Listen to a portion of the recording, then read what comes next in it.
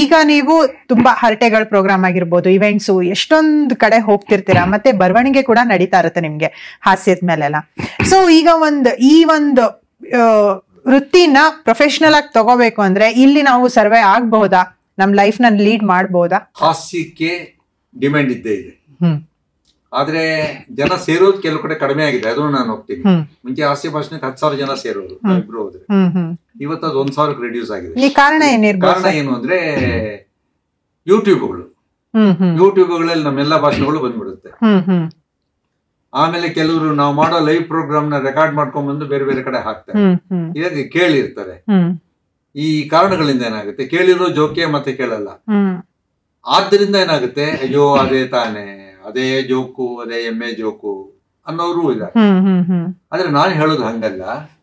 ಈಗ ನೀವು ನಿಮ್ಮ ಮನೆಯಲ್ಲಿ ಮದುವೆ ಕ್ಯಾಸೆಟ್ ನೋಡ್ತಿದ್ದೀರಾ ಅಂತ ಇಟ್ಕೊಳ್ಳಿ, ಯಾವ್ದೋ ಮಗಂದೋ ಯಾರ್ದೋ ಒಬ್ರದ್ದು. ಬಂದವ್ರ ಜೊತೆಲೆಲ್ಲ ನೀವು ನೋಡ್ತೀರಾ, ಕರೆಕ್ಟಾ? ನೀವು ಮನೆ ಯಜಮಾನಿ ಬಂದವ್ರ ಜೊತೆಲೆಲ್ಲ ನೋಡಿ ಮದುವೆ ಆಯ್ತಲ್ಲ ಮನೆ ಅಂತೇಳಿ ಅದನ್ನ ಹಾಕ್ತೀರಾ, ವಿಡಿಯೋ ಹಾಕ್ತೀರಾ.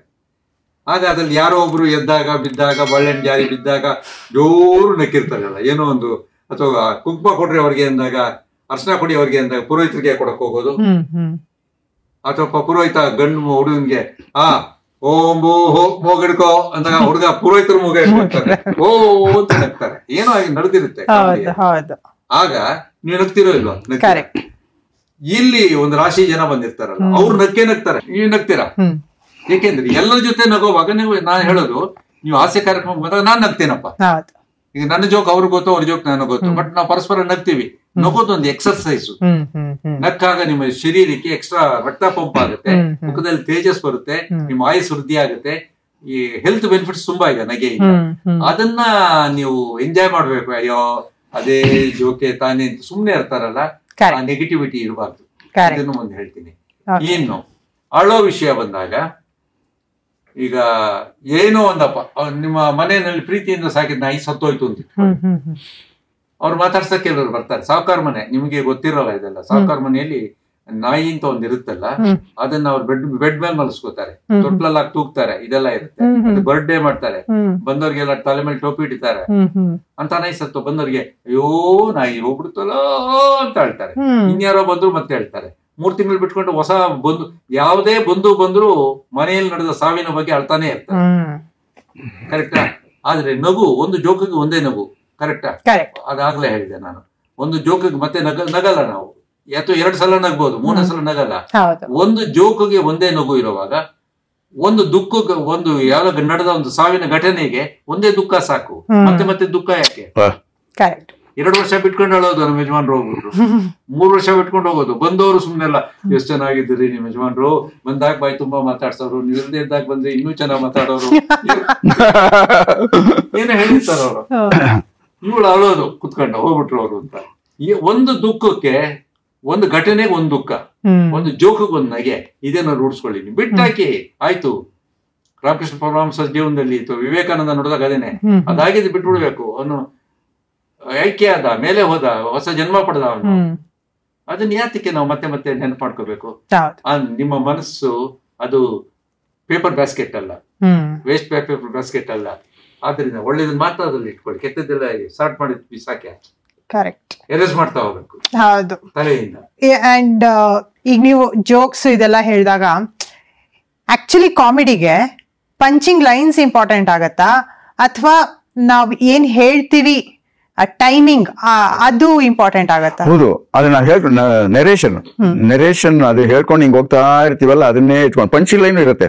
ಈಗ ನಂದೇ ಒಂದು ಎಕ್ಸಾಂಪಲ್ ತಗೊಂಡ್ರೆ, ನನ್ನ ಪ್ರಕಾರ ಹಾಸ್ಯ ಅನ್ನೋದು ಗುರಿ ಆಗಿರ್ಬಾರ್ದು, ಅದು ದಾರಿ ಆಗಿರ್ಬೇಕು ಅಂತ. ದಾರಿ ಆಗ್ಬೇಕಾದ್ರೆ ಅಲ್ಲಿ ಗುರಿನೂ ಇರ್ಬೋದು, ಗುರಿ ಬೇರೆ ಅಕಸ್ಮಾತ್ ಚೇಂಜ್ ಆಗುತ್ತೆ. ಇವಾಗ ಒಂದು ಎಕ್ಸಾಂಪಲ್ ಪ್ರೂವ್ ಮಾಡ್ತೀನಿ. ದಾರಿನಲ್ಲಿ ಹೋಗ್ತಾ ಇದ್ದಾಗ್ಲೇನೆ ಖುಷಿಯಾಗಿ ಇದ್ರ ತರ ಹೋಗೋ ಬದಲು, ಹೊಂಡ, ಹಳ್ಳ, ಕೊಳ್ಳ ಇದೆಲ್ಲ ಹೋಗೋ ಬದಲು ನಡ್ಸ್ಕೊಂಡು ಹಿಂಗ್ ಹೋಗ್ತಾ ಇದ್ದಾಗ ನೈಸ್ ರೋಡಲ್ಲಿ ಹೋಗ್ತಾ ಇರೋ ತರ ಇರ್ಬೇಕು ಅಂತ ನೆರೇಷನ್ ಹೇಳ್ತಾ ಇದಕ್ಕೊಂದು ಕತೆ ಹೇಳ್ತೀನಿ ನಾನು. ಹೆಂಗೆ ಅಂದ್ರೆ, ಹಿರಣ್ಯಕಶಿಪು ಪ್ರಹ್ಲಾದನ ಕತೆ ನಿಮ್ಗೆಲ್ಲ ಗೊತ್ತು. ದಾರಿಗೂ ಮತ್ತು ಗುರಿಗೂ ವ್ಯತ್ಯಾಸ. ಈಗ ಹಿರಣ್ಯಕಶಿಪು ಪ್ರಹ್ಲಾದನ ಏನೇನೋ ಹಾಕಿ ಸಾಯಿಸಕ್ ಟ್ರೈ ಮಾಡ್ದ, ಕೊನೆಯಲ್ಲಿ ಸಾಯಿಸಿಲ್ಲ. ಕೊನೆಯಲ್ಲಿ ಅವನು climax, according to the story, ಹಿರಣ್ಯಕಶಿಪುದ ವಯಸ್ಸು ಎಷ್ಟು, 40 or 45, ಇವನಿಗೆ 8 or 9 ವಯಸ್ಸು ಅಲ್ವಾ. ಕೊನೆ ಹಿಂಗ್ ಹಿಡ್ಕೊಂಡು, ಎಲ್ಲಿರುವನು ನಿನ್ನ ಶ್ರೀಹರಿ, ಈ ಕಂಬದಲ್ಲಿರುವನೆ, ಈ ಕಂಬದಲ್ಲಿರುವನೆ, ಇಲ್ಲ ಈ ಕಂಬದಲ್ಲಿರುವನೆ ಅಂದ. ಪ್ರಹ್ಲಾದ ಹೇಳ್ದ, ನನಗೇನ್ ಕೇಳ್ತೀಯ, ನೀನ್ ತಾನೇ ಬಿಲ್ಡಿಂಗ್ ಕಟ್ಸಿದ್ದ. ಇಲ್ಲಿ ಹ್ಯೂಮರ್ ಬಂತು. ಆದ್ರೆ ಅಟ್ ದಿ ಸೇಮ್ ಟೈಮ್ ಅಲ್ಲಿಂದ ನೆಕ್ಸ್ಟ್ ಈ ಬಿಲ್ಡಿಂಗ್ ಕಟ್ಸಿದ್ದು ಅಂದ್ರೆ ಈ ಬಿಲ್ಡಿಂಗ್ ಅಂದ್ರೆ ಈ ಬಾಡಿ, ಅದಕ್ಕೆ ಇದು ಬಾಡಿ ಬಿಲ್ಡರ್ ಅಂತ ಹೇಳೋದು, ಬಾಡಿ ಬಿಲ್ಡಿಂಗ್ ಅಂತ ಹೇಳೋದು. ಇಲ್ಲಿ ದೇವ್ರು ಎಲ್ಲಿದ್ದಾನೆ ಅಂತ ಇನ್ನೊಬ್ಬರನ್ನ ಕಂಡುಹಿಡಿಯೋಕೆ ಹೋಗ್ಬಾರ್ದು, ನಾವೇ ಹುಡುಕೋಬೇಕು. ಇಲ್ಲಿದಾನ ದೇವ್ರು ಅನ್ಕೋಬಹುದು, ಇಲ್ಲಿದಾನ ದೇವ್ರು ಅಥವಾ ಇಲ್ಲಿದಾನ ದೇವ್ರು ಅಂದ್ರೆ, ಇಲ್ಲಿದಾನೆ ಅಂದ್ರೆ ಅದು ಕರ್ಮಯೋಗ, ಇಲ್ಲಿದಾನೆ ಅಂದ್ರೆ ಜ್ಞಾನ ಯೋಗ, ಇಲ್ಲಿದಾನೆ ಅಂದ್ರೆ ಭಕ್ತಿ ಯೋಗ ಅಂತ. ಹೀಗೆ ಹ್ಯೂಮರ್ ಹೇಳ್ತಾ ಅವ್ರನ್ನ ಅಟ್ರಾಕ್ಟ್ ಮಾಡ್ಬಿಟ್ಟು ಕೊನೆಗೆ ನಮ್ಗೆ ಏನ್ ಬೇಕೋ ಅದು ಕೊಟ್ಬಿಡೋದು. ಅಂದ್ ತಾಯಿ ಮಾಡ್ತಿರ್ಲಲ್ಲ, ತಾಯಿ ಆಕಾಶ ನಕ್ಷತ್ರನ ಚಂದ್ರನ ಇವ್ರನ್ನ ಅವನ್ನೆಲ್ಲ ತೋರಿಸ್ಬಿಟ್ಟು ಅನ್ನ ತಿನ್ನಿಸ್ತಾ ಇರ್ಲಲ್ಲ, ಅದು ನಮ್ಗೆ ಹೇಳ್ತಾ ಇರೋದು. ಆ ಮೆಸೇಜ್ ಅನ್ನೋದು ಅನ್ನ ಇದ್ದಂಗೆ, ಚಂದ್ರ ಸೂರ್ಯ ಇದ್ದಂಗೆ, ಅಟ್ರಾಕ್ಷನ್ ಇದ್ದಂಗೆ ದಾರಿ. ಸೂಪರ್. ನೀವು ನಿಮ್ ಮನೆಯಲ್ಲಿ ನಿಮ್ ಮನೆಯವರಿಗೆ ಈ ತರ ಬೇಜಾರಾದಾಗ ಇದನ್ ಮಾಡಿದಾಗ ಏನಾದ್ರೂ ಒಂದ್ ಈ ತರದ್ ಹೇಳಿ ರಮಿಸಿದ್ಯಾ? ಸಮಾಧಾನ ಮಾಡ್ತೀವಿ. ಅವರು ನೊಂದಾಗ, ಬೇಸರದಲ್ಲಿದ್ದಾಗ ಯಾವ್ದಾದ್ರು ಒಂದು ತಮಾಷೆ ಇನ್ಸಿಡೆಂಟ್ ನ ನಾವು ನೆನಪು ಮಾಡ್ಕೋತೀವಿ, ಮತ್ತೆ ಅವ್ರ ಬಗ್ಗೆನೇ ಜೋಕ್ ಮಾಡ್ತೀವಿ. ನೀವೇ ಮೊದಲನೇ ವ್ಯಕ್ತಿ ಅನ್ಸುತ್ತೆ ಸರ್ ಜಗತ್ನಲ್ಲೇನೆ ವೈಫ್ ಮೇಲೆನೆ ಜೋಕ್ ಮಾಡ್ತೀರಾ ಅಂತ. ಎಷ್ಟು ಧೈರ್ಯದಿಂದ ಹೇಳ್ತಿದ್ದೀರಲ್ಲ. ನೀವೇ ಬರೆದು ಬಿಟ್ಟಿದ್ದಾರೆ, ಇವ್ರು ಹೋದ್ರೆ ನಾನು ಸ್ಟೇಜ್ ಎಲ್ಲ ಕೂತಿರ್ತೀನಿ, ಸ್ಟೇಜ್ ಮುಂದೆ ಬಗ್ಗೆನೆ ಜೋಕ್ ಹೊಡಿತಾ ಇರ್ತಾರೆ, ನಾನಿದ್ದೀನಿ ಅನ್ನೋ ಭಯನೇ ಇಲ್ಲ ಅಂತ ಲೇಖನ ಬರ್ಕೊಂಡಿದ್ರು. ಇರ್ಲಿ, ನಾಲ್ಕು ಜನಕ್ಕೆ ಸಂತೋಷ ಆಗೋದಾದ್ರೆ ಯಾಕೆ ಹೇಳ್ಬಾರ್ದು ಜೋಕು? Correct correct. ಹಾಗೆ ನಾನು ಅವ್ರಿಗೆ ಏನ್ ಹೇಳುದು, ಹೆಂಡತಿ ಅಂದ್ರೆ ನೀನೇ ಅಲ್ಲ, ಯಾರ್ ಬೇಕಾದ್ರೂ ಆಗ್ಬೋದು ಅಂತ. ಅದು ಇದ್ದಿದ್ದು ಕಾಂಪ್ಲಿಕೇಟ್ ಆಗುತ್ತೆ ಅಲ್ವಾ? ಆಕ್ಚುಲಿ ಈ ಕೆಲವೊಂದ್ಸರಿ ಆಗತ್ತೆ ನೋಡಿ, ನಿಮ್ಮನ್ನ ಒಂದ್ ಪ್ರೋಗ್ರಾಮ್ಗೆ ಇನ್ವೈಟ್ ಮಾಡ್ಬೇಕು ಅಂತಿರ್ತಾರೆ ಫೋನ್ ಮಾಡಿ, ಬಟ್ ಅದು ಕೋಇನ್ಸಿಡೆಂಟ್ಲಿ ಬೇರೆ ಯಾವ್ದೋ ಕಾಲ್ ಬಂದ್ಬಿಟ್ಟಿರುತ್ತೆ.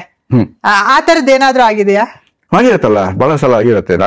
ನನ್ಗಾಗಿದೆ ಸರ್, ಇದು ನಾನು ಸರ್ ಇಂಥ ಆರ್ಗನೈಸೇಷನ್ ಇಂದ ಮಾಡ್ತಾ ಇದೀನಿ, ನೀವು 25ನೇ ತಾರೀಕು ದಯವಿಟ್ಟು ಬರ್ಬೇಕು, ನಿಮ್ಗೆ ಆಕ್ಚುಲಿ 50,000 ರೂಪಾಯಿ ಅಷ್ಟೇ ನಾವು ಮಾಡಕ್ ಹೋಗೋದು, ರೆಮ್ಯುನರೇಷನ್ ಕೊಡಕ್ ಆಗೋದು ಅಂತಿಂಗ್ ಅಂದಾಗ ಖುಷಿ ಆಗಲ್ವಾ ನಮ್ಗೆ?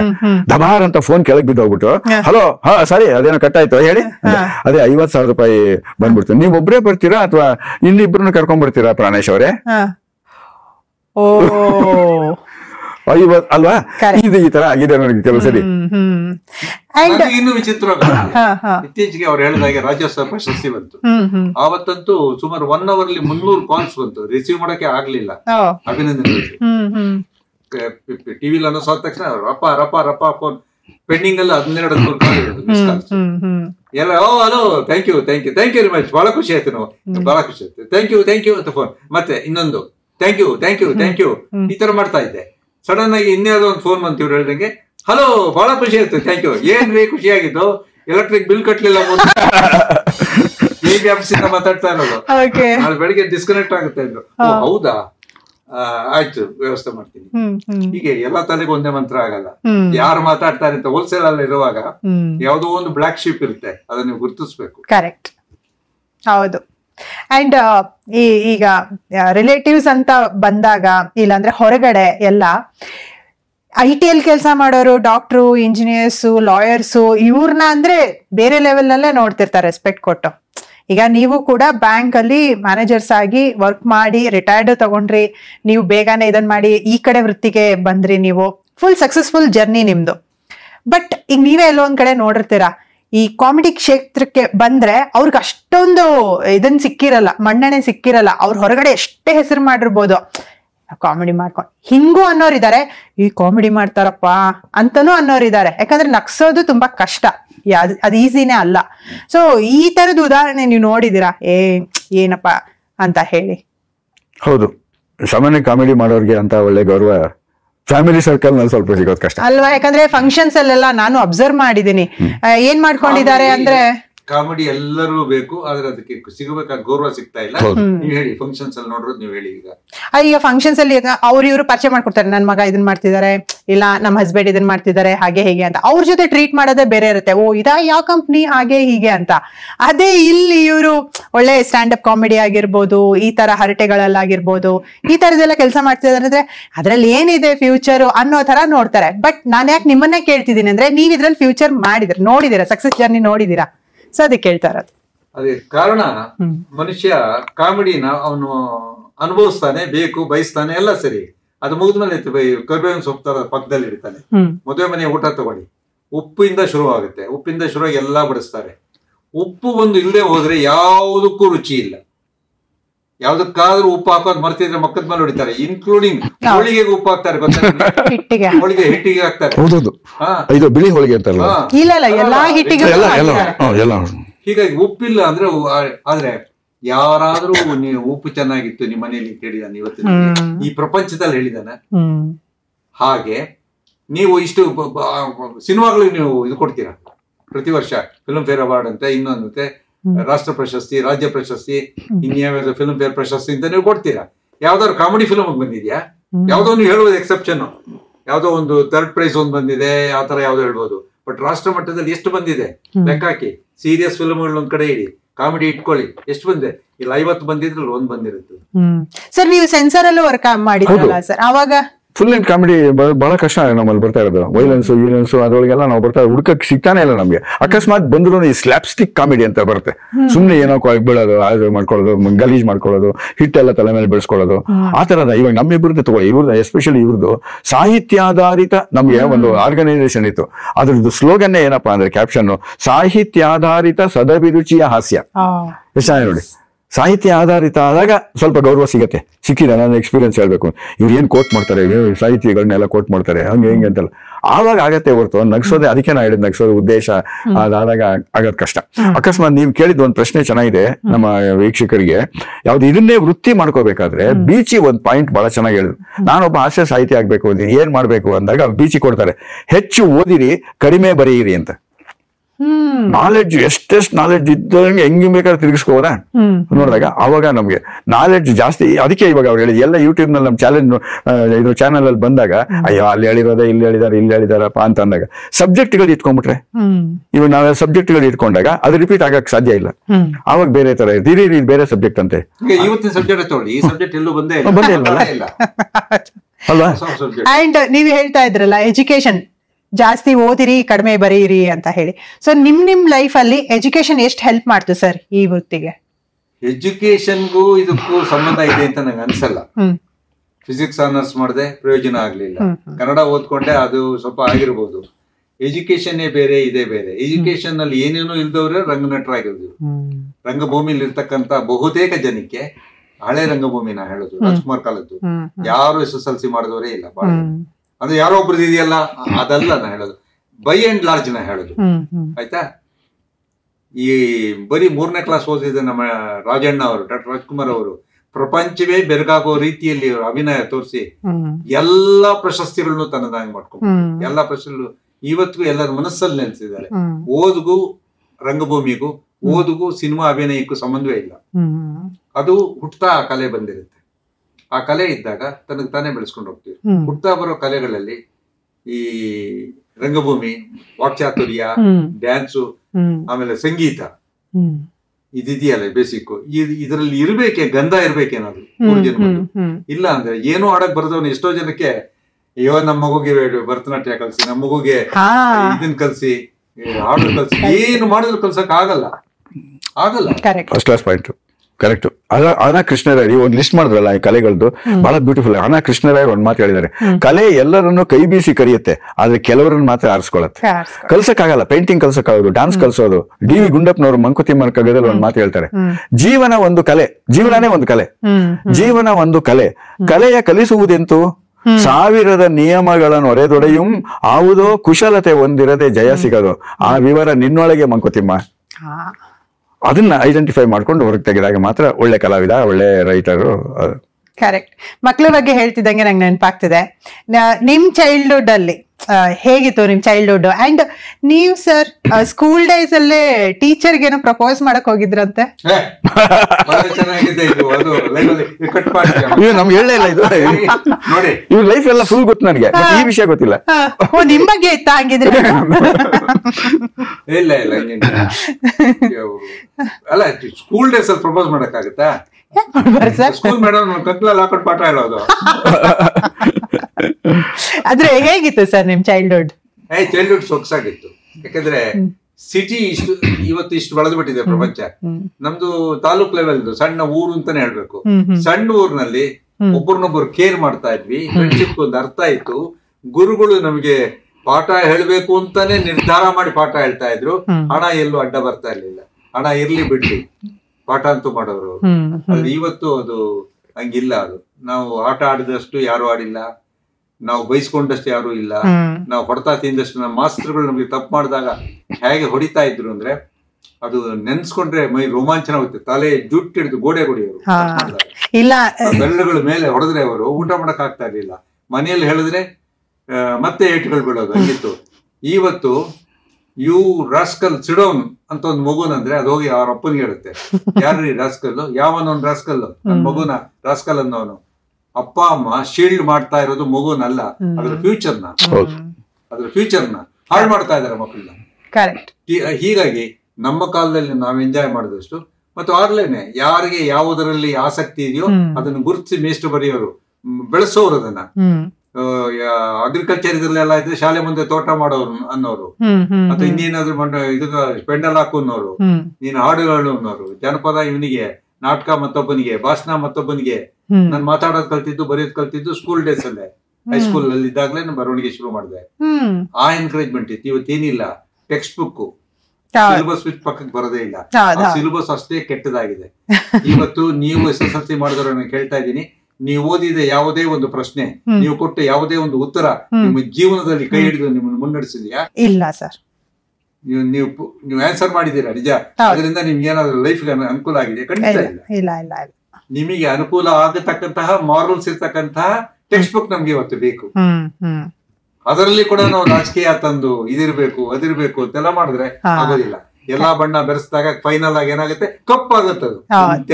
ನೆನ್ಪಿಟ್ಕೋಬೇಕು ನೀವು. ಕರೆಕ್ಟ್, ಹೌದು. ಎಲ್ಲಾ ಬಣ್ಣ ಬೆರೆಸ್ಬಿಟ್ರೆ ಕಪ್ಪಾಗ್ಬಿಡುತ್ತದೆ. ನಿಮ್ ಬಾಲ್ಯ ಹೇಗಿದೆ? ನಮ್ಮ ಬಾಲ್ಯ, ನಮ್ ಬಾಲ್ಯ ಜಾಸ್ತಿ ಇರ್ಲೇ ಇಲ್ಲ ನನಗೆ. ಅದೇ ಹುಟ್ಟುವಾಗಲೇ ದೊಡ್ಡವನ ಅದೇ ಅಂತಲ್ಲ, ಇವ್ರು ಹೇಳೋದಂಗಿದೆ ನಮ್ ಬಾಲ್ಯ ಜಾಸ್ತಿ ಇರ್ಲಿಲ್ಲ ಅಂದ್ರೆ. ನಾನು ಪ್ರೈಮರಿ ಸ್ಕೂಲ್ ಆಟ ಆಡ್ಕೊಂಡು ಜಾಲ ಬಿಡೋದು ಅದೆಲ್ಲ ಇದೆಯಲ್ಲ, ಅದೆಲ್ಲ ಇರಲ್ಲ. ಯಾಕೆಂದ್ರೆ ಕೂಲಿ ಮಠ ಅಂತ ಒಂದು ಹಿಂದಿನ ಕಾಲದಲ್ಲಿ ಇತ್ತು, ತ್ರೇತಾಯುಗದಲ್ಲಿ.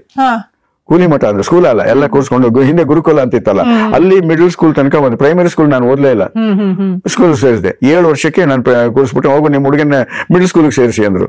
ನಮ್ಮ ಅಪ್ಪ ಕರ್ಕೊಂಡೋದ್ರು. ಯಾವ್ದು ಮಿಡಲ್ ಸ್ಕೂಲ್ ಹೆಸರು ಬರ್ಕೊಳ್ಳೋ, ಹೆಸರು OV ಗುಂಡೂರಾವ್ ಎಕ್ಸೆಟ್ರಾ. ಏಜ್ ಎಷ್ಟು? 7 ವರ್ಷ. 7 ವರ್ಷಕ್ಕೆ ಕರ್ಕೊಂಡ್ ಬಂದಿರಿ ಅಂದ್ರೆ ಅಪ್ಲಿಕೇಶನ್ ಅರ್ಧ ಹಾಕ್ಬಿಟ್ಟು 9 ವರ್ಷ ಇನ್ನೊಂದು ಸ್ಕೂಲ್ಗೆ ಹೋದ್ವಿ.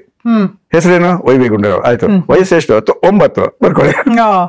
ಹಂಗಾಗಿ ನಾನು ಚಿಕ್ಕ ವಯಸ್ಸಿನಲ್ಲಿ ಸೇರ್ಬಿಟ್ಟಿದ್ರಿಂದ ಅದನ್ನ ಬೆಳೆಸ್ಕೊಂಡು ಹಂಗೆ ಬಂದೆ. ಆಮೇಲೆ ಸ್ವಲ್ಪ ಈ ತಲೆಹರಟೆ ಸ್ವಲ್ಪ ಮೊದಲೇ ಬಂದಿತ್ತು ಏನೋ, ಸ್ವಲ್ಪ ತಲೆಹರಟೆ ನಾವು ಸ್ವಲ್ಪ ಮೊದಲೇ ಬಂದಿತ್ತು. ನಾನು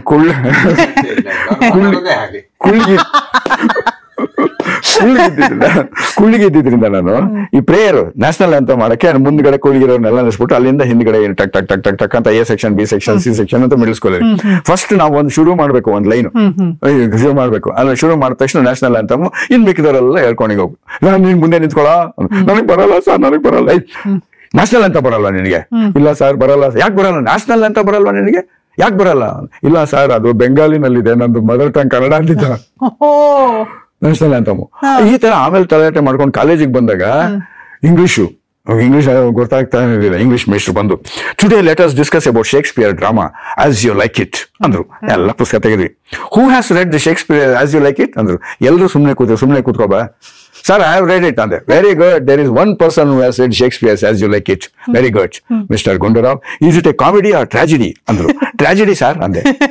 ತಕ್ಷಣ ನಕ್ಬಿಟ್ಟವ್ರು, ಇಟ್ ಇಸ್ ಎ ಕಾಮಿಡಿ ಐಸೆ ಅಂದ್ರು. ನಾನೇನಂದೆ, you can take it as you like it. Sir ನೀವ್ ಹೇಳ್ತಿದ್ರಲ್ಲ ಸ್ಕೂಲ್ ಎದ್ರಾಗ ಅವಾಗ ಯಾರೋ ಭವಿಷ್ಯ ಹೇಳಿದ್ರಂತೆ, ನೀವು ಮುಂದೆ ದೊಡ್ಡವರಾದ್ಮೇಲೆ ಒಳ್ಳೆ ಹಾಡುಗಾರ ಆಗ್ತೀರಿ ಅಂತ. ಹೌದಾ? ಅವಾಗ್ಲಾ? ಅಂದ್ರೆ ಅರ್ಥ ಅವ್ರು ಹೇಳಿದ್ದು ಯಾವ ತರ ಅಂತಂದ್ರೆ, ನೀವು ಮುಂದೆ ದೊಡ್ಡವನಾದ್ಮೇಲೆ ಹಾಡುಗಾರ ಆಗ್ತೀರಾ, ಈಗಲ್ಲ ಅಂತ. ಓ ಸರ್, ಯಾಕೆ ನಾನೇ ಕೇಳಿದ್ದೀನಲ್ಲ. ಇಲ್ಲ ನಿಜವಾಗ್ಲೂ ಚೆನ್ನಾಗಿ ಆಗ್ತೀರಾ. ಭಕ್ತ ಕುಂಬಾರನ ಅನ್ಕೋಡ್ ಮಾಡ್ಬಿಡ್ತಾರೆ, ಮಾಡ್ತಾರೆ. ಭಕ್ತ ಕುಂಬಾರ ನೆನಪಾಡಿ ಮೊನ್ನೆ ಒಂದು ಹೊಸ ಅನ್ಕೋಡ್ ಒಂದ್ ಲೈನ್ ಹೇಳ್ಬಿಡ್ತೀನಿ. ಒಂದ್ ಲೈನು, ಈ ರಾಜ್ಯೋತ್ಸವ ಟೈಮ್ ನೊಳಗೆ ಕೆಲವು ಇಂಗ್ಲಿಷ್ ಪದಗಳಿಗೆ ಕನ್ನಡ ಪದಗಳನ್ನ ಕಂಡುಹಿಡಿತಾ ಇದೆ ಹೊಸದು. ಬಂದಾಗ ಯಾರು ಈ ಲೈನ್ ಮ್ಯಾನ್ ಅಂತಾರಲ್ಲ, ಲೈನ್ ಮ್ಯಾನ್ ಅಂದ್ರೆ ಕನ್ನಡದಲ್ಲಿ ಏನು ಅಂತ. ಆಕ್ಚುಲಿ ಆ ಕಂಪನಿಯಲ್ಲಿ ಇರೋದು ಬೆಸ್ಕಾಮ್, KPTCL, KPCನೆಲ್ಲ ಲೈನ್ ಮ್ಯಾನ್ ಅನ್ನಕ್ಕೆ ಅಫಿಷಿಯಲ್ ಟ್ರಾನ್ಸ್ಲೇಷನ್ ಮಾರ್ಗದಾಳು ಅಂತ ಅದಿರೋ, ನಿಜವಾಗ್ಲೂ ಅದನ್ನ ಯೂಸ್ ಮಾಡೋದು. ಆದ್ರೆ ಮಾರ್ಗದಾಳು ನನಗೆ ಒಪ್ಪಿಗೆ ಆಗ್ಲಿಲ್ಲ. ಈ ಲೈನ್ ಮ್ಯಾನ್ ಕೆಲಸ ಏನ್ ಮಾಡ್ತಾನ ಅವನು ಅಂತ ಯೋಚನೆ ಮಾಡಿ. ಈ ನಮ್ಮ ಮನೇಲಿ ಕರೆಂಟ್ ಹೋಗಿರುತ್ತೆ, ನಾವು ಅವನು ಫೋನ್ ಮಾಡ್ತೀವಿ, ಏನೋಪ್ಪ ಇಲ್ಲ 4th ಮೇನ್ ರೋಡ್ ಅಲ್ಲಿ ಕರೆಂಟ್ ಇಲ್ಲ ಬಾ ಅಂತ. ಅವನು ಬಂದು ಕಂಬ ಹತ್ತಿ, ಪದಗಳು ಇಂಪಾರ್ಟೆಂಟ್ ಒಂದೊಂದು, ಆ ಲೈನ್ ಮ್ಯಾನ್ ಬಂದು ಕಂಬ ಹತ್ತಿ ಆ ಕಂಬಿಗಳನ್ನೆಲ್ಲ ಜೋಡಿಸಿ ಕನೆಕ್ಟ್ ಮಾಡ್ತಾನೆ. ಆದ್ರಿಂದ ಲೈನ್ ಮ್ಯಾನ್ಗೆ ಕಂಬಿಗ ನಾ ನಿನ್ನ ನಂಬಿದೆ ಅಂತ ಒಂದು ಹಾಡಿದೆಯಲ್ಲ ಸರ್. ಹೇಳಿ ಸರ್, ಪರವಾಗಿಲ್ಲ, ನಂಗೆ ಗೊತ್ತು. ಅಂಬಿಗ ನಾ ನಿನ್ನ ನಂಬಿದೆ, ಜಗದಂಬ ರಮಣ ನನ್ನ ನಂಬಿದೆ. ಹೌದು. ಕಂಬಿಗ ನಾ ನಿನ್ನ ನಂಬಿದೆ, ವಿದ್ಯುತ್ ಕಂಬ ರಮಣ ನಿನ್ನ ನಂಬಿದೆ. ಅವನ್ ಬರ್ತಾನೆ, ಏನಾಗಿದೆ ಸ್ವಾಮಿ ಅಂತ ಅಂದದ ಕಂಬ ನೋಡು ಕಂಬಿಗ, ಅದಕ್ಕೆ 9 ವೈರುಗಳು ಕಂಬಿಗ. ಅಂದದ ಕಂಬ ನೋಡು ಕಂಬಿಗ, ಅದಕ್ಕೆ 9 ವೈರುಗಳು ಕಂಬಿಗ, ಒಂದ್ರಲ್ಲೂ ಪವರ್ ಇಲ್ಲ ಕಂಬಿಗ, ಅದ ನಿವಾರಿಸಿ ಬೆಳಗಿಸೋ ಕಂಬಿಗ. ನಾವು ನಂಬಿಗ, ಅವ್ರನ್ನ ನಾವು ನಂಬಿದೀವಿ, ಮಾಡಪ್ಪ ಕೆಲ್ಸ ಅಲ್ಲ. ಇದ್ರ ಮೆಸೇಜ್ ತರ ಹಂಗೆ ಬಂದು ಈ 2ನೇ ಸ್ಟ್ಯಾನ್ಸಾನು ಇದೆ. ಇದು ಹೆಂಗಾಯ್ತು, ಇದು ಯಾತಿ ಕರೆಂಟಿಂಗ್ ಹೋಯ್ತು? ಮಳೆಯು ಸುರಿದು ನೋಡು ಕಂಬಿಗ, ಇಳೆಯ ಸೇರಿತು ವೈರು ಕಂಬಿಗ, ನೆಲದಿಂದ ಮೇಲೆತ್ತಿ ಕಂಬಿಗ, ನಮ್ಮ ಮನೆಯನ್ನು ಬೆಳಗಿಸೋ ಕಂಬಿಗ. ಸೋ ಸ್ವೀಟ್, ಚೆನ್ನಾಗಿದೆ ಸರ್, ಸೂಪರ್. ಅಂಡ್ ಈಗ ಪದದ ಬಗ್ಗೆ ಹೇಳ್ತಾ ಇದ್ರಲ್ಲ, ಹಾಗೆ ನಂದೊಂದು ಕ್ವಶನ್. ಈಗ ನಾವ್ ಎಷ್ಟು ಇಂಗ್ಲಿಷ್ ಪದಗಳನ್ನ ಯೂಸ್ ಮಾಡ್ತಾ ಇರ್ತೀವಿ, ಆದ್ರೆ ಅದು ಕೆಲವೊಂದು ಅಂದ್ರೆ ಕನ್ನಡದಲ್ಲಿ ಕೆಲವೊಂದನ್ನ ಇಂಗ್ಲಿಷ್ ಅನ್ನೇ ಯೂಸ್ ಮಾಡೋದ್ರಿಂದ ನಮ್ಗೆ ಗೊತ್ತಿರಲ್ಲ ಇದು ಯಾವ್ದು ಕನ್ನಡ, ಇದು ಯಾವ್ದು ಇಂಗ್ಲಿಷ್ ಅಂತ ಹೇಳಿ. ಎಕ್ಸಾಂಪಲ್ ಈಗ ನೀವ್ ಅಂದ್ರಲ್ಲ ಲೈನ್ ಮ್ಯಾನ್, ಲೈನ್ ಮ್ಯಾನ್, ಅದನ್ನ ಈಗ ಅಂದ್ರೆ ಲೈಕ್ ಅದಕ್ಕೆ ಇವ್ರು ಬಹಳ ಚೆನ್ನಾಗಿ ಹೇಳ್ತಾರೆ. ಒಂದು ಟ್ರೈನ್ ಅನ್ನೋದಕ್ಕೆ ಅದು BM ಶ್ರೀ, ಅದು ತುಂಬಾ ಚೆನ್ನಾಗಿದೆ. ಅದನ್ನ ಮಾಡ್ಬೋದ ಹಾಗೆ ಅಂತಾನ? ಅಲ್ಲಲ್ಲ, ಈಗ ನಾವು ಎಷ್ಟೋ ಮಾತಾಡ್ತಿರುವಾಗ ನಾವು ಇಂಗ್ಲಿಷ್ ನ ಬಳಸ್ತಿರ್ತೀವಿ, ಬಟ್ ಅದ್ ನಾವು ನಂಬ್ಕೊಂಡ್ಬಿಟ್ಟಿರ್ತೀವಿ ಕನ್ನಡ ಅಂತ ಹೇಳಿ. ಆ ತರದ್ ಯಾವ್ಯಾವ ಪದಗಳಿದೆ? ಅಲ್ಲ, ಆ ತರ ಮಾಡ್ಬೇಕು ಅಂತ ನಾನು ಹೇಳ್ತೀನಿ. ಯಾಕೆ ಗೊತ್ತಾ, ಒಂದು ಭಾಷೆ ಬೆಳಿಬೇಕಾದ್ರೆ ಬೇರೆ ಬೇರೆ ಕಡೆ ಬರೋ ಭಾಷೆನ ಎರವಲು ಪಡೆದೇ ನೀವು ಬೆಳೆಸ್ಬೇಕು. ಅದನ್ನ ಆಕ್ಸ್ಫರ್ಡ್ ಡಿಕ್ಷನರಿ ಪ್ರಾರಂಭದಲ್ಲಿ 26,000 ಪದ ಇತ್ತು ಇಂಗ್ಲಿಷ್. ಇವತ್ತು ಪ್ರಪಂಚಕ್ಕೆ ದೊಡ್ಡ ಡಿಕ್ಷನರಿ ಅದು, 20 ವಾಲ್ಯೂಮ್ ಅಲ್ಲಿ ಬಂದಿದೆ, ಲಕ್ಷ ಪದಗಳಿದೆ. ಹೆಂಗ್ ಬಂತದು ಅಂತಂದ್ರೆ ಎಲ್ಲಾನು ತೆಗೆದು ಹಾಕೊಂಡ್ರು ಅವ್ರ ಪದಗಳನ್ನ. ಫಾರ್ ಎಕ್ಸಾಂಪಲ್ 1952ರಲ್ಲಿ ರಷ್ಯಾದವರು ಸ್ಪುಟ್ನಿಕ್ ಹಾರಿಸಿದ್ರು ಮೇಲಿಕ್ಕೆ, ಫಸ್ಟ್ ಅವರೇ ಹಾರಿಸಿದ್ದು. ಸ್ಪುಟ್ನಿಕ್ ಅನ್ನೋ ಪದ ಆಕ್ಸ್ಫರ್ಡ್ ಅವ್ರು ತಗೊಂಡ್ರು, ಹಾಕೊಂಡ್ರು ಅವರು. ಹೀಗೆ ಬೇರೆ ಬೇರೆ ಪದಗಳು ಏನ್ ಬರುತ್ತೆ. ನಮ್ಮದು ಪಾನಿಪುರಿ ಅದ್ರಲ್ಲಿದೆ, ಪೈಜಾಮ ಅಲ್ಲಿದೆ, ಅವತಾರ್ ಭಾರತದ ಪದಗಳು ಅಲ್ಲಿದೆ. ಅವತಾರ್ ಅಂದ್ರೆ ಭಾರತದಲ್ಲಿ ಧರ್ಮ ಉಳಿಸ್ಲಿಕ್ಕೆ ದೇವರು ಬೇರೆ ಬೇರೆ ರೂಪದಲ್ಲಿ ಬರೋದಕ್ಕೆ ಅವತಾರ ಅಂತ ಅಲ್ಲಿ ಎಕ್ಸ್ಪ್ಲೇಷನ್ ಕೊಡ್ತಾರೆ. ಧರ್ಮ ಅಲ್ಲಿದೆ, 900 ಪದಗಳಿದೆ ನಮ್ಮ ಭಾರತದ್ದು. ಹೀಗೆ ಎಲ್ಲಾ ಕಡೆಯಿಂದಾನು ಪದಗಳು ತಗೊಂಡು ಬೆಳೆಸಿದ್ರು. ನೀವು ಬರೋ ಪದಗಳನ್ನ ಅಜಟೀಸ್ ತಗೋಬೇಕು, ಯಾಕಂದ್ರೆ ಬೇರೆ ಬೇರೆ ಮೂಲಗಳಿಂದ ಬಂದಿರುತ್ತೆ. ಈಗ ಮೇಜು ಅಂತೀವಿ, ಅದು ಉರ್ದು ಪದ. ಅದು ಮೇಜು. ತಾಲೂಕು ಅಂತೀವಿ, ತಹಸೀಲ್ದಾರ್ ಅಂತೀವಿ, ಅಮಲ್ದಾರ್ ಅಂತೀವಿ. ಇದೆಲ್ಲ ಒಂದು ಕಾಲದಲ್ಲಿ ಯಾರು ಆಳ್ತಾ ಇದ್ರು, ಮುಸ್ಲಿಮ್ರು ಅಥವಾ ಪರ್ಷಿಯನ್ ಭಾಷೆ ಬಳಸ್ತಾ ಇದ್ರು, ಅಲ್ಲಿಂದ ಬಂದಿರೋ ಪದ. ಅದನ್ನ ನೀವು ಬದಲಾವಣೆ ಮಾಡಕ್ ಹೋಗ್ಲೇಬಾರದು ಅಂತ ನಾನು ಹೇಳ್ತೀನಿ. ಈಗ ನಿಮ್ಮನ್ನೇ ಕೇಳ್ತೀನಿ, ಈಗ ಕಾರ್ ಅನ್ನಕ್ಕೆ ಕನ್ನಡದಲ್ಲಿ ಏನ್ ಹೇಳ್ತೀರಾ? ಕಾರ್. ವ್ಯಾನ್ ಗೆ ಏನ್ ಹೇಳ್ತೀರಾ? ವ್ಯಾನ್. ವ್ಯಾನ್ ಹಂಗೆ ತಗೊಳ್ಳಿ ಅಂತ ಹೇಳುದು. ಆಯ್ತಾ? ಹೀಗೆ ಟ್ರೈನ್ ಅನ್ನಕ್ಕೆ ಏನ್ ಹೇಳ್ತೀರಾ?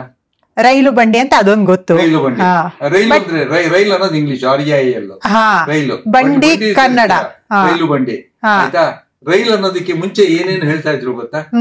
ಏನ್ ಹೇಳಿದ್ದಾರೆ? ರೈಲ್ಗೆ ಅನುವಾದ ಮಾಡ್ಬಿಟ್ರು ಒಬ್ರು, ಧೂಮ ಶಕಟ ಅಂತ. ಅದು ಹೊಗೆ ಬಿಟ್ಕೊಂಡು ಹೋಗ್ತಾ ಇತ್ತ, ಬುಸ್ಸು ಬುಸ್ಸು ಬುಸ್ಸು ಬುಸ್ಸು ಅಂತ. ಯಾಕಂದ್ರೆ ಅದಕ್ಕೆ ಸೋದೆ ಹಾಕೋರು, ಧೂಮ ಶಕಟ ಅಂತ ಒಬ್ರು ಹೇಳಿದ್ರು. ಆಯ್ತಾ? ಇನ್ನೊಂದ್ ಯಾವ್ದೋ ಪದ, ರೈಲನ್ನು ಉಗಿಬಂಡಿ. ಆಮೇಲೆ ಅದು ಸ್ವಲ್ಪ ಚೇಂಜ್ ಆಯ್ತು, ಧೂಮ ಶಕಟ ಹೋಗ್ಬಿಟ್ಟು ಏನಾಯ್ತು, ಉಗಿಬಂಡಿ ಆಯ್ತು. ಅಲ್ಲಿ ನೀರ್ ಹಾಕ್ತಾರೆ, ನೀರು ಕುದಿಯುತ್ತೆ, ಅಲ್ಲಿ ಸ್ಟೀಮ್ ಪ್ರೊಡ್ಯೂಸ್ ಆಗುತ್ತೆ, ಸ್ಟೀಮ್ ಗಾಡಿಯನ್ನು ಮುಂದೆ ತಳ್ಳುತ್ತೆ, ಉಗಿಬಂಡಿ ಅಂತ ಆಯ್ತು. ಆದರೆ ನೀವು ರೈಲ್ ಅಂತಾನೆ ಬಳಸ್ಬೇಕು ಅಂತ BM ಶ್ರೀ ಅವರು, ಕನ್ನಡದ ಬಹುದೊಡ್ಡ ಸಾಹಿತಿಗಳಾಗಿದ್ದ BM ಶ್ರೀ ಅವರು ಹೇಳ್ತಾರೆ.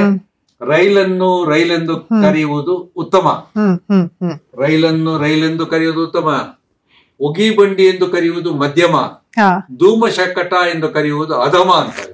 ಅನುವಾದ ಮಾಡಕ್ ಹೋಗ್ಬಿಡಿ ನೀವು. ಪೊಲೀಸ್ಗೆ ಆರಕ್ಷಕ ಅಂತ ಶುರು ಮಾಡಿದ್ರು. ಪೊಲೀಸ್ ಇನ್ಸ್ಪೆಕ್ಟರ್ಗೆ ದೊಡ್ಡ ಪೊಲೀಸ್ಗೆ ಆರಕ್ಷಕ ಮಹಾರಕ್ಷಕ ಅಂದ್ರು. ಅಲ್ಲ, ಅವ್ರ ಮನೆಯಲ್ಲಿ ಅರ್ಶನ ಕುಂಕುಮಕ್ಕೆ ಬಂದಿರ್ತಾರೆ ಹೆಣ್ಮಕ್ಳು. ಅವ್ರು ಏನ್ರಿ ನಿಮ್ ಯಜಮಾನ್ರು ಏನ್ ಮಾಡ್ಕೊಂಡಿದ್ದಾರೆ? ಅವ್ರು ಆರಕ್ಷಕ ಮಹಾರಕ್ಷಕ ಗಾಬರಿ ನೆಕ್ಸ್ಟ್ ಟೈಮ್ ಕರೆಯಲ್ಲ ಅಂತ. ಯಾತಕ್ಕೆ ಪೊಲೀಸನ ಸುಂದರವಾದ ಪದ ನೀವು ಬಳಸ್ಕೊಳ್ಳಿ. ಈಗ ಇಟ್ಕೊಂಡಿದ್ದಾರೆ ಮತ್ತೆ ಅದನ್ನ ಚೆನ್ನಾಗಿದೆ. ರೈಲ್ವೆ ನೀವು ಕನ್ನಡ ಕನ್ನಡ ಕನ್ನಡ ಅನ್ನೋದು ಅದಲ್ಲ. ಕನ್ನಡವನ್ನ ಮಾತಲ್ಲಿ ನೀವು ಬಳಸಿ, ಬೇರೆ ಪದ ಸಿಕ್ಕಾಗ ಅದನ್ನ ನೀವು ಬಳಸ್ಕೊಳ್ಳಿ. ಅಂದ್ರೆ ನೀವು ಅನುವಾದ ಮಾಡಿ, ನಿಮ್ಮ ಅನುವಾದ ಎಲ್ಲರೂ ಒಪ್ಪಬೇಕು. ಒಪ್ಲಿಲ್ಲ ಅಂದ್ರೆ ಅದನ್ನ ಹೇಳುದು. ನೀವು ಬೇರೆ ಭಾಷೆಯ ಪದಗಳನ್ನ, ಈಗ ಅನೇಕ ಪದಗಳು ನಮ್ಮಲ್ಲಿದೆ, ಅದರಲ್ಲಿ ಹೆಚ್ಚಾಗಿ ಉರ್ದು ಇಂದ, ಪರ್ಷಿಯನ್ ಭಾಷೆಯಿಂದ ಎಲ್ಲ ಬಂದಿದೆ. ಇಂಗ್ಲಿಷ್ ಇಂದಂತೂ ಬೇಜಾನ್ ಬಂದಿದೆ. ಬೇಜಾನ್ ಅನ್ನೋದು ಕೂಡ ನಮ್ದಲ್ಲ, ಬೇಜಾನ್ ಅನ್ನೋದು ನಮ್ಮಲ್ಲ ಅಲ್ವಾ. ಅದ್ರೊಳಗೆ ರೈಲು ಟ್ರಾನ್ಸ್ಲೇಟ್ ಮಾಡಕ್ಕೆ ಹೋಗ್ಬಾರ್ದಂತೆ. ಎಲ್ಲ ಸಿಂಪಲ್ ಎರಡೇ ಎಷ್ಟು ಪದಗಳು ಎಷ್ಟು ಚೆನ್ನಾಗಿ ನೋಡಿ. ಅದು ಎಲ್ಲಾ ಭಾಷೆಯಲ್ಲೂ ರೈಲು ಅನ್ನೋದನ್ನೇ ಉಪಯೋಗಿಸ್ಬೇಕು ನಾವು. ಯಾಕೆ ಗೊತ್ತಾ, ಅದಕ್ಕೆ ಎಲ್ಲಾ ಭಾಷೆಯಲ್ಲೂ ರೈಲು ಅನ್ನೋದು ಉಪಯೋಗಿಸಿದ್ರೆ ಎಲ್ಲರೂ ರೈಲ್ ಬಿಡೋದು, ರೈಲ್ ಬಿಡ್ತಾರೆ ಎಲ್ರು. ಇನ್ನೊಂದು ಆಶ್ಚರ್ಯ ಹೇಳ್ತೀನಿ ಕೇಳಿ. ನೀವು ಬಿಟ್ಟಿದ್ರೆ ನಿಮ್ಗೆ ಗೊತ್ತಿಲ್ಲ ಅದು. ಹೌದು ಅಲ್ವಾ. ಇಲ್ಲ ಇವರು ರೈಲ್ ಬಿಡೋದಲ್ದೆ ರೀಲ್ ಬಿಡ್ತಾರೆ. ಹೌದಾ? ಕರೆಕ್ಟ್. ಅವರು ಅವಾಗ ಶೂಟಿಂಗ್ ಟೈಮ್ ಅಲ್ಲಿ ನಾನು ಮಧ್ಯಾಹ್ನ ಲಂಚ್ ಟೈಮ್ ಅಲ್ಲೆಲ್ಲ ರೀಲ್ಸ್ ಮಾಡ್ತಾ ಇದ್ನಲ್ಲ, ಅದನ್ನ ನೋಡಿ ಹೇಳ್ತಿರೋದು. ಅದರಿಂದ ಕೆಲವು ಸಲ ಏನಾದ್ ಗೊತ್ತಾ, ಈಗ ನೀವು ಹಾಸ್ಯ, ಇದು ಜೀವನ, ವೃತ್ತಿ ಅಂತೆಲ್ಲ ಹೇಳಿದ್ರಲ್ಲ, ಈ ಭಾಷೆನಲ್ಲೂ ಆತರ ಮಾಡ್ಕೊಂಡು ಹಿಂಗ್ ಹೋದ್ರೆ ಆವಾಗ ಹಾಸ್ಯನೂ ಉಳಿಯತ್ತೆ, ಹೊಸ ಕನ್ನಡ ಪದಗಳು ಸಿಗತ್ತೆ. ಇವಾಗ ಕಂಬಿಗಾನ ಒಂದ್ ಪದ ಸಿಗ್ತಾ, ಈ ತರ ಒಂದ್ ಪದಗಳು ಸಿಗತ್ತೆ ನಿಮಗೆ. ಈ ಆರೆಂಜ್ ಅನ್ನೋದು, ಕಿತ್ಲೆ ಹಣ್ಣು ಯಾವ ಭಾಷೆಯಿಂದ ಬಂತು ಗೊತ್ತಾ? ಅದು ಆರೆಂಜ್ ಅನ್ನೋದು ಆಕ್ಚುಲಿ ತಮಿಳ್ ಪದ ಅಂತದು. ಒಂದ್ಸಲಿ ತಮಿಳ್ನಾಡಲ್ಲಿ ಒಬ್ಬ ರೈತ ಯಾವ್ದೋ ಒಂದ್ ಬೀಜ ಸಿಕ್ಕಿತ್ತು ಅವ್ನಿಗೆ, ಅವ್ನಿಗೆ ಗೊತ್ತಿಲ್ಲ ಯಾವ್ದು, ಸುಮ್ನೆ ತಗೊಂಡ್ಬಂದ್ ಏನೋ ಬರ್ತಾನೆ ಟೈ ಅಂತ ಹಿಂಗ ಆಗ್ತಾ. ಒಂದ್ ಸ್ವಲ್ಪ ದಿವಸ ಆದ್ಮೇಲೆ ಟೈನ್ ಟೈನ್ ಟೈನ್ ಟೈನ್ ಅಂತ ಬೆಳೆದು ಒಂದು ಹಣ್ಣು ಬಂದ್ಬಿಡ್ತು. ಇವನ್ ಪಕ್ಕದಲ್ಲಿ ಮಣಿ ವಾಡ ಹಿಂಗೆ ಎಂದ ಪಳ ಪಾರು ಅಂದ. ಈಗ ಎಪ್ಪಡಿ ಸಾಪಿಡ್ರಿ ಹಿಂಗ ಅನ್ನಕ್ ಹೋದ, ಸಿಪ್ಪೆ ಎಲ್ಲ ಹಿಂಗ ಹಂಗೆಲ್ಲ ಮಾಡ್ಬಾರ್ದು ಅಂತ ಕಾಣತ್ತೆ ಅಂತ ಏನೋ ಓಪನ್ ಮಾಡ್ದ. ಅಲ್ಲಿ ನೋಡಿದ್ರೆ ಈ ತೊಳೆಗಳೆಲ್ಲ ಕಾಣಿಸ್ಬಿಡ್ತು. ಇದನ್ನ ಒಂದೊಂದೇ ತಿನ್ಬೇಕು ಅಂತ ಕಾಣತ್ತೆ ಅಂತ ಹಿಂಗ ಅಂದ ತಕ್ಷಣ ಆ ಮೊದಲನೇ ಆರೆಂಜ್ ಅಲ್ಲಿ 11 ತೊಳೆಗಳಿತ್ತು. ಹಿಂಗ್ ಬಂದಾಗ ಈ ಕಡೆ 6 ಇತ್ತು, ಈ ಕಡೆ 5 ಬಂತು. ಹಿಂಗೆ 6 5 ಆರೆಂಜಿ.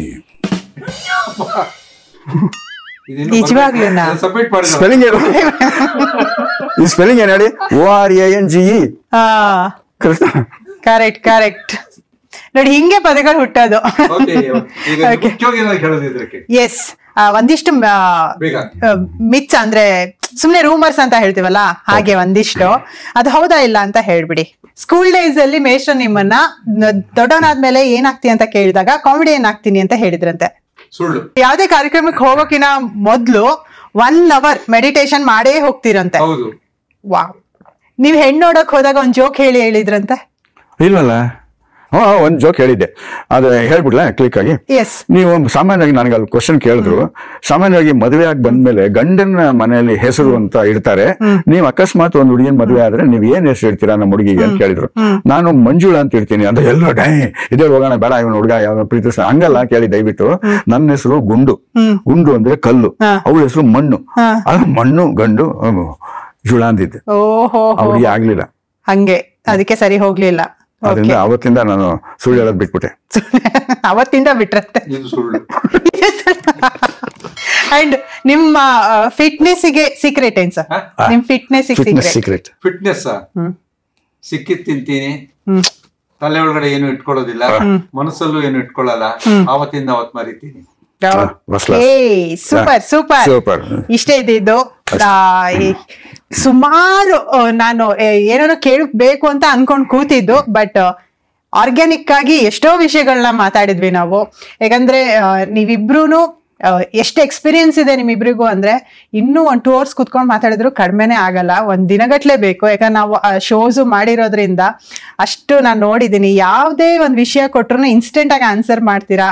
ಅಂಡ್ ಸರ್ ನೀವಂತೂ ಅದೆಷ್ಟು 1000 ಎಪಿಸೋಡ್ಸ್ ಇಲ್ಲಿ ಇದು ಎಲ್ಲಾನು ಬರ್ದಿದ್ದೀರಾ. ಹಾಸ್ಯ ಬರವಣಿಗೆ ತುಂಬಾ ಚೆನ್ನಾಗಿದೆ. ಅಂಡ್ ನಿಮ್ದಂತೂ ನಾನು ನಿಮ್ ಬಾಯಿಂದನೂ ಕೇಳಿದ್ದೆ, ಅಂಡ್ ಸುಮಾರು ಕಡೆ ನಾನು ಕೇಳಿದ್ದೆ. ನೀವು ಕೊಡುವಂತ ಕ್ಲಾಸಸ್ ಆಗಿರ್ಬೋದು, ಇದನ್ನೆಲ್ಲ ಹೋಗಿ ಬರೋದಾಗಿರ್ಬೋದು, ತುಂಬಾ ಚೆನ್ನಾಗಿ ನಡೆಸ್ಕೊಡ್ತಾ ಇದ್ದೀರಾ. ಅಂದ್ರೆ ಸಮಾಜಕ್ಕೆ ಒಂದು ಒಳ್ಳೆ ಯೂಸ್ಫುಲ್ ವರ್ಕ್ ಅನ್ನ ಮಾಡ್ತಾ ಇದ್ದೀರಾ. And once again thank you so much. ಇವತ್ತು ನಮ್ಮ ವಿನಯ್ ಸನಾತನಿ ಶೋಗ್ ಬಂದ್ರಿ. ಇಷ್ಟೊಂದು ನಗ್ನಗ್ತಾ ಇದು ನಮ್ಗೆ, ಆದ್ರೆ ಸ್ಪೆಷಲಿ ನನ್ಗೆ ತುಂಬಾ ಇಷ್ಟ ಆಗತ್ತೆ ಈ ಎಪಿಸೋಡ್. ಯಾಕಂದ್ರೆ ಆಫ್ಟರ್ ಲಾಂಗ್ ಟೈಮ್ ನಾನು ನಿಮ್ಮನ್ನ ಮೀಟ್ ಆಗಿದ್ದು, ಅಂಡ್ ಫುಲ್ ಎಪಿಸೋಡ್ ನಗ್ತಾ ಇದ್ದೆ ನಾನು. Thank you so much sir ನಿಮ್ಮಿಬ್ರಿಗೂ. ನಮಸ್ಕಾರ. Thank you.